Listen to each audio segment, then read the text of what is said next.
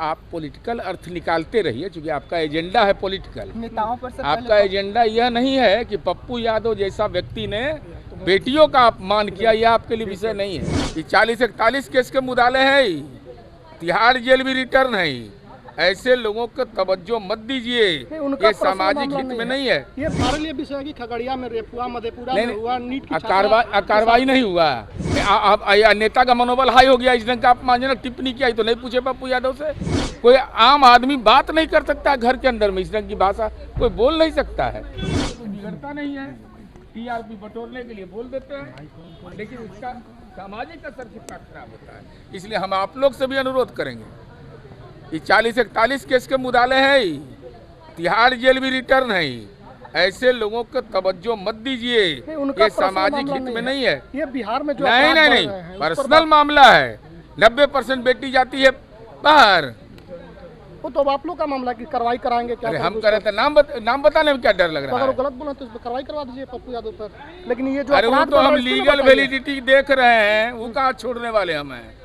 बलात्कार पर कैसे रोक लगेगा सर, इस पर बताइए ना।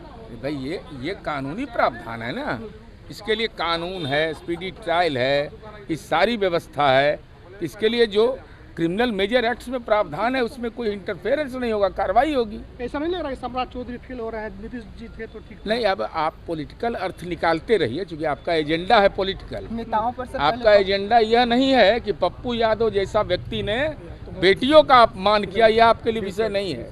आपके लिए विषय पॉलिटिकल है कि कौन पास कर गया, कौन फेल। अरे बिहार की जनता ने हमको पास कर दिया है। हमारे लिए विषय है कि खगड़िया में रेप हुआ, मधेपुरा में हुआ, नीट की कार्रवाई नहीं हुआ। एक में कार्रवाई नहीं हुआ, बता दीजिए। अरे हम पूछ रहे हैं, फिर हम कह रहे हैं कार्रवाई हुआ है कि नहीं? मनोबल हाई कैसे? अरे फिर हम पूछ रहे हैं, नेता का मनोबल हाई हो गया, इस ढंग का अपमानजनक टिप्पणी किया तो नहीं पूछे पप्पू यादव से। फोन पैच करिए पप्पू यादव को, क्या बताइए 90% महिला बेटियों के बारे में आपने कैसे कह दिया? क्या कह दिया भाई? कितना बोलने लायक नहीं शब्द है वो। कोई आम आदमी बात नहीं कर सकता घर के अंदर में, इस ढंग की भाषा कोई बोल नहीं सकता है। जरा उस माँ पिता का पीड़ा और उस बेटी की पीड़ा का भी साझीदार बने। ये देख क्या किए हैं, ये पर्दा इनका खोलेंगे ना, इस ढंग के मामले में ही काम ही करते हैं। एक और मामला ऐसा आया था, उसके बाद दर्शनों नहीं दिए उस परिवार को। वो अब नाम चूंकि बताना नहीं है पोस्को एक्ट में हमको, लेकिन जब वो कहेंगे तो उनको नम्मा बता देंगे हम। इन राजनीति में नौटंकी बंद करें, बेटियों की सुरक्षा के साथ इस ढंग का अपमानजनक टिप्पणी नहीं। सर, तमिलनाडु के एक मंत्री हैं जो बिहार के लोगों को गोलगप्पा बेचने वाला नहीं, उन्होंने उत्तर भारतीयों के बारे में बोला है। तो भाई उत्तर भारतीय यह देश का कोई नागरिक बोझ नहीं है। और बिहार उत्तर प्रदेश के तो कितने IAS IPS हैं जो तमिलनाडु के अंदर काम कर रहे हैं, हमारे साइंटिस्ट हैं। और हम बोझ उठाने वाले हैं, बोझ नहीं हैं। इसलिए उनका दिमागी जांच ठीक से, मैंने अच्छा अस्पताल में, सेंट्रली अस्पताल में ही ठीक होंगे। सर, आपको नहीं लगता आए दिन बिहारियों के ऊपर कहीं ना कहीं दूसरे राज्यों के लोग अत्याचार? अरे ये जिसको काम धाम नहीं रहता है ना, अपना उपलब्धि बताइएगा क्या? काम करवे नहीं किए हैं तो जब काम नहीं करिएगा तो यही सब बोलते रहिएगा। अरे काम पर बोलिए ना कि हमने ये काम किया, ये काम किया।